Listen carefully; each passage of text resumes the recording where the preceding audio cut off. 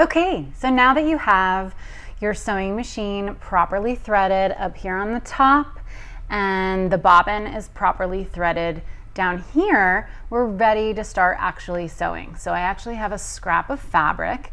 I just cut a small square, doesn't matter what shape you use, but I'm going to demonstrate how to sew on this piece. So go ahead and grab a scrap yourself and you can follow along with me.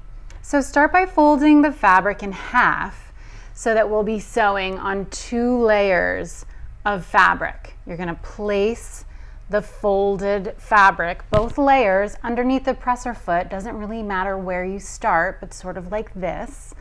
Lower the presser foot with the presser foot lever wherever it is on your sewing machine. Mine is right here. I'm just pointing to it here. I'm going to push that down. That's going to hold the fabric on the sewing machine, and then I'm going to lower the needle using the flywheel. You turn the flywheel towards you till the needle lowers into the fabric, and then put some light pressure on the pedal and it will start to sew. Make sure your hands are far from where the needle is going up and down, like mine are positioned here. And I'm only gently holding the fabric because it's going to feed through the sewing machine on its own. You don't have to push it or pull it. I can change the speed here. I'll stop, change it to maybe a little bit faster. And then when you come to the end of where you're sewing, stop, take your foot off the pedal. That will stop the sewing machine. And then you're going to take this fabric off of the sewing machine just like this. You're going to lift the presser foot here.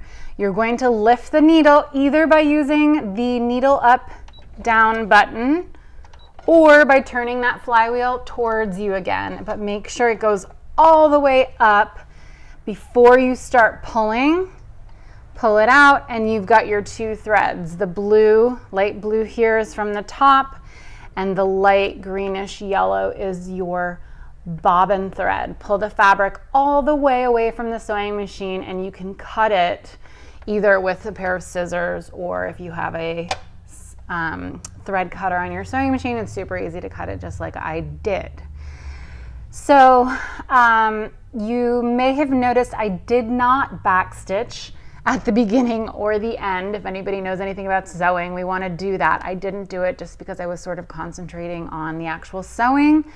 But if you look ahead, the next section is all about backstitching. So take a look at that next video. See you there.